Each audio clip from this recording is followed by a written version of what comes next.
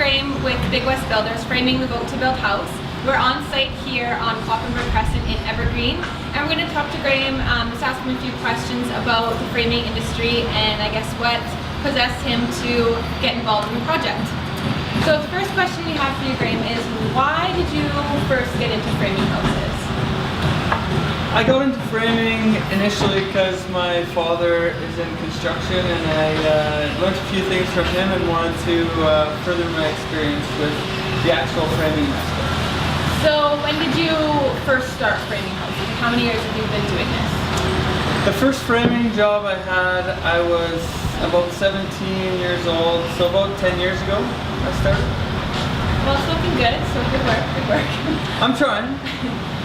What's your favorite part of framing a house? I'd say the favorite part is sheeting the roof, because then you know you're getting close to the end and you can move on to the next project. I guess working off of that, how do you stay safe when working up on the roof? How do you secure yourself and ensure that no accidents happen? Usually the lumber supplier sends out a couple of safety hooks that you attach to the roof trusses, and obviously wearing a full harness with a tie-off on the back, so you can still do what you need to do out there and be safe while doing it. Safety first. Safety first. What's your least part of framing a house? Least favorite part would probably be, geez, I don't know, all the little backing that you gotta add, and drywall backing everywhere in every little corner and crevice. Can you elaborate on that a bit for those of us who don't know what drywall backing is? Yes, drywall backing is any corner that a roof truss doesn't land close enough to, or a floor joist or something like that, where you need to add a piece of lumber so that the drywall can be attached in the corner. So, yeah. In terms of the flooring, in older homes you hear a lot of squeaky floors. How in newer homes do you prevent that from happening?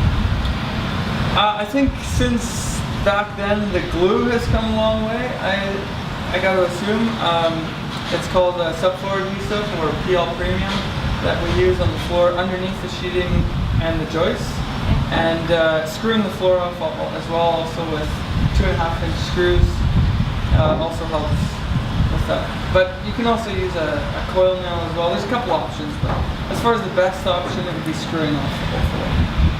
Yeah. What possessed you to get involved with the Vote2Build project? Why were you so excited to jump on board? I kind of had a tie with Mark, was on the Mark Residential, and I did see his booth at the home show, and I was intrigued. I got chatting with him at the home show, and yeah, he signed me on. So. Perfect. So my last question for you is, what inspired you to get involved with the Vote2Build project? Initially, I met Mark at the home show. He had a booth set up, and he informed me of the different companies that he's involved with the Vote2Build project, which is Fresh Living. The Princess Shop is involved as well with some scholarships. So it's a very community-based project, and I wanted to be a part of it, so I got chit-chatting with him there, and we met shortly after that, and went from there. So, yeah. Great, well thank you very much, Graeme. So the framing portion of Vote2Build is almost complete. All that has to go on is the front roof on the veranda, and then we'll be on to bigger and better things. So stay tuned, and we'll see you soon.